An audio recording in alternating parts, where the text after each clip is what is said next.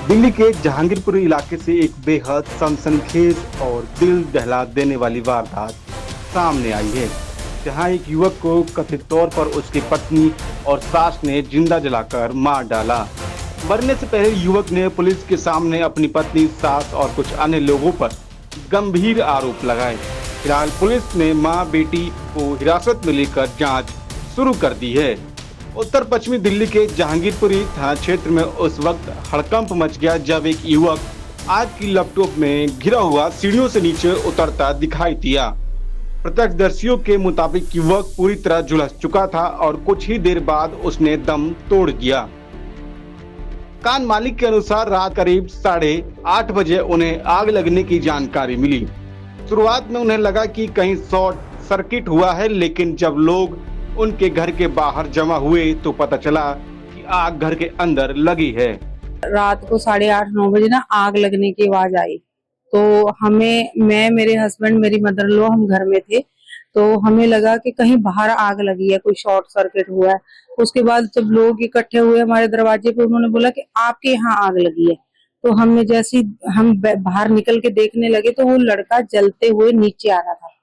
फिर वो यहाँ सीढ़ियों से गिरा, यहाँ आके लेट गया और वो उसके तन पे बिल्कुल भी कपड़े नहीं थे, पूरा जला हुआ था। 10 मिनट लेटने के बाद उसने बयान दिया। हमने एसएचओ को फोन करा क्योंकि उस टाइम इमीडिएटली 112 पे कॉल लग नहीं रहा था। हमने एम्बुलेंस को कॉल कर दिया, एसएचओ को फोन करा कि किसी को जल्दी भेजो, कोई लड़का जल गया, आप अपने बिहाफ पे उसको हॉस्पिटल ले जाओ।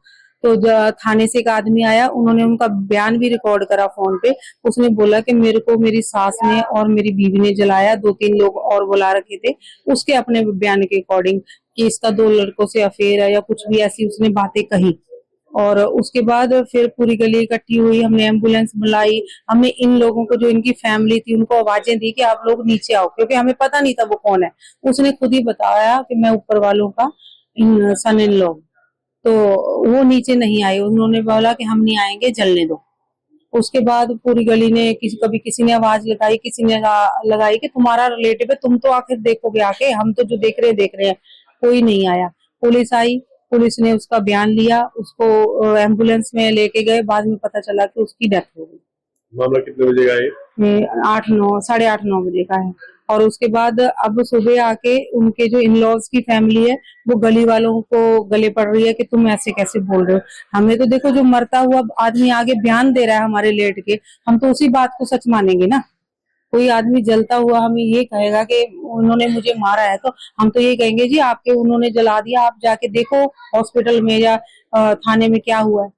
तो वो आदमी हमें गली वालों को धमका रहा है कि ऐसी घटनाएं तो होती रहती हैं, आप ऐसे कैसे बोल रहे हो। अब इसके रिगार्डिंग मैंने पीसीआर को कॉल भी करा कि हमें आदमी धमका रहा है, क्योंकि इतना बड़ा इंसिडेंस होने के बाद इतनी स्ट्रॉन्ग मेंटल पावर है उसकी, मुझे ये समझ नहीं आया। लड़के का नाम क्या है कुछ पता? हितेश चौधरी शायद। कहाँ का रहने वाला? वो इन्होंने एग्जैक्टली तो कभी बताया नहीं था, क्योंकि हमारी उससे पर्सनली कभी किसी भी गली वाले की बात नहीं हुई। लेकिन वो कहीं नागपुर साइड का इन्होंने बताया था और कोई जॉब करता था। कह रहे थे कि हाँ उसका ट्रांसफर हो जाएगा, जनवरी में शायद उसका ट्रांसफर भी हुआ है, जो इनके अकॉर्डिंग है।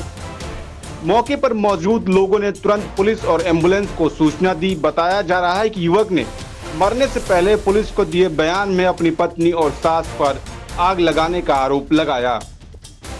युवक ने यह भी दावा किया कि इस वारदात में 2 से 3 अन्य लोग भी शामिल थे। इतना ही नहीं, युवक ने अपनी पत्नी के अन्य पुरुषों से संबंध होने के आरोप भी लगाए। वहीं मकान मालिक का कहना है कि जब परिवार को सूचना दी गई तो पत्नी नीचे आने को तैयार नहीं हुई और कथित तौर पर कहा कि उसे जलने दो। पुलिस ने शव को कब्जे में लेकर पोस्टमार्टम के लिए भेज दिया है। वहीं आरोपी पत्नी और सास को हिरासत में लेकर पूछताछ की जा रही है।